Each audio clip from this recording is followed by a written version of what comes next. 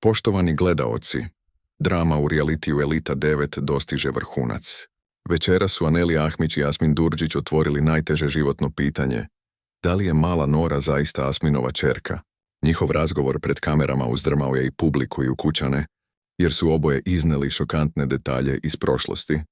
Tokom emisije, Aneli je javno izjavila da pristaje da se uradi DNK test, želeći da se jednom zauvijek stavi tačka na sve sumnje koje traju mjesecima. Želim da zamolim velikog šefa da nam obezbedi da uradimo DNK, rekla je kroz suze, dok su učesnici u neverici posmatrali ovu scenu. Asmin nije ostao ravnodušan.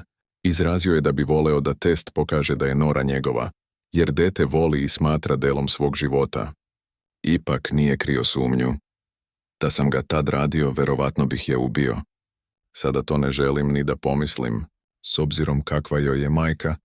Voleo bih da bude moja i da je izvučem iz ovoga, rekao je Asmin. Uznemireno gledajući Aneli je odmah reagovala, poručivši mu da ne dozvoljava da je neko proglašava lošom majkom. Nikad nisam bila sa nekim na afteru. Ti si se drogirao 24 časa i to pred našim detetom. Sram te bilo, uzviknula je Aneli. Asmin je, međutim, tvrdio da je znao šta se dešava na tim okupljanjima i da sumnje ne može da potisne. Napetost je kulminirala kada je Aneli priznala da je pre Asmina bila u kratkoj vezi. Bila sam sa nekim, nisam te ni poznavala tad. Nora se trebala roditi oko tvog datuma. Došla sam 5. mjeseca kod tebe, a 6. sam saznala da sam trudna, rekla je ona, ističući da je sve vreme verovala da je Asmin otac. Asmin je dodao da mu je u tom periodu Aneli govorila kako je test negativan, što je kod njega izazvalo sumnju i povredu.